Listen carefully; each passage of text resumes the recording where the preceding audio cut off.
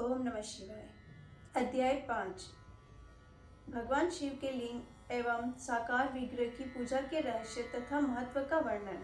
सूत जी कहते हैं, शौनक, जो श्रवण, कीर्तन और मनन इन तीनों साधनों के अनुष्ठान में समर्थ न हो, वह भगवान शंकर के लिंग एवं मूर्ति की स्थापना करके नित्य उसकी पूजा करे तो संसार सागर से पार हो सकता है। वंचना अथवा छल न करे और अपनी शक्ति के अनुसार धन राशि ले जाए और उसे शिवलिंग अथवा शिव मूर्ति की सेवा के लिए अर्पित कर दे। साथ ही नित्य उस लिंग एवं मूर्ति की पूजा भी करे। उसके लिए भक्ति भाव से मंडप, गोकुल, तीर्थ, मठ एवं क्षेत्र की स्थापना करे तथा उत्सव रचाए।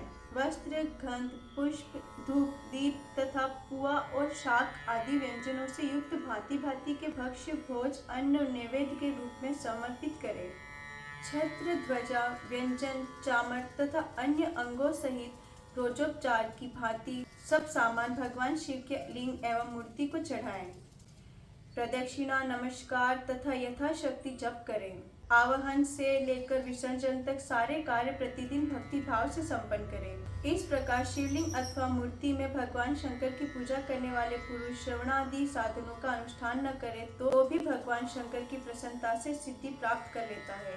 पहले के बहुत से महात्मा पुरुष लिंग तथा शिव मूर्ति की पूजा करने मात्र से भवबंधन से मुक्त हो चुके हैं।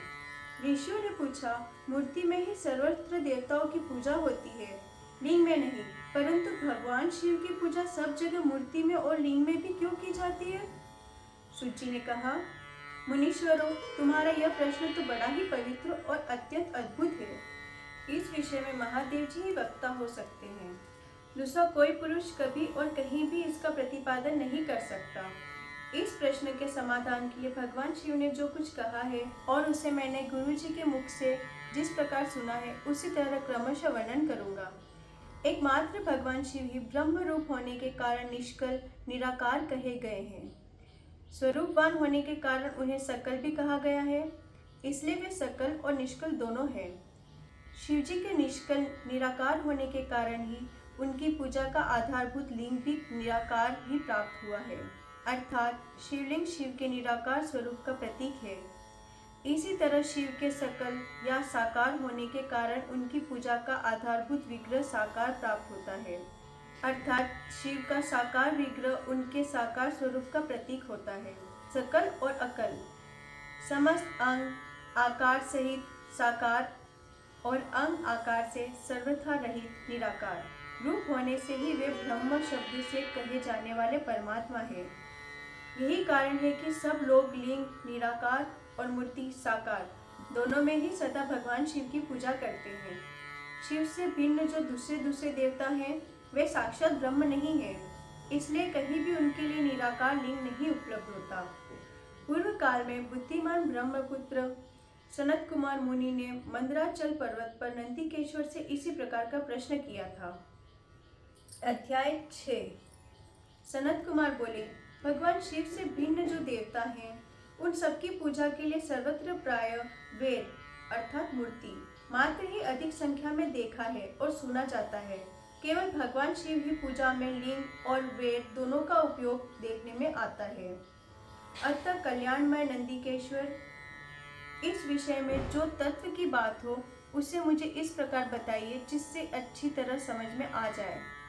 नंदिकेश्वर ने कहा, निष्पाप ब्रह्म कुमार, आपके इस प्रश्न का हम जैसे लोगों के द्वारा कोई उत्तर नहीं दिया जा सकता, क्योंकि यह गोपनीय विषय है और लिंग साक्षात ब्रह्म का प्रतीक है।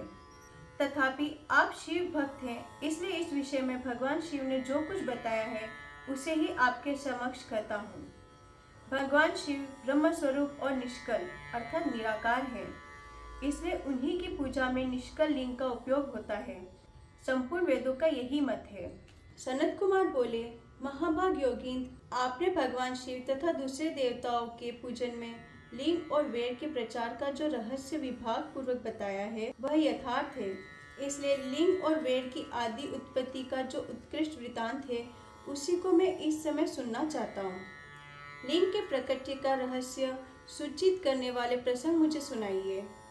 इसके उत्तर में नंदीकेश्वर ने भगवान महादेव के निष्कल स्वरूप लिंग के आविर्भाव का प्रसंग सुनाना आरंभ किया।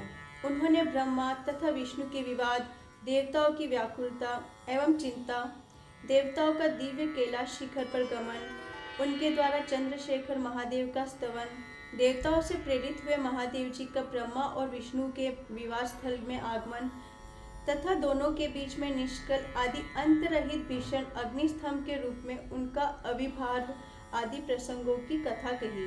तदंतर श्री ब्रह्मा और विष्णु दोनों के द्वारा उस ज्योतिर्मय स्तंभ की ऊंचाई और गहराई का था लेने की चेष्टा एवं केतकी पुष्प के शाप, वरदान आदि के प्रसंग भी सुनाए। ओम नमः शिवाय।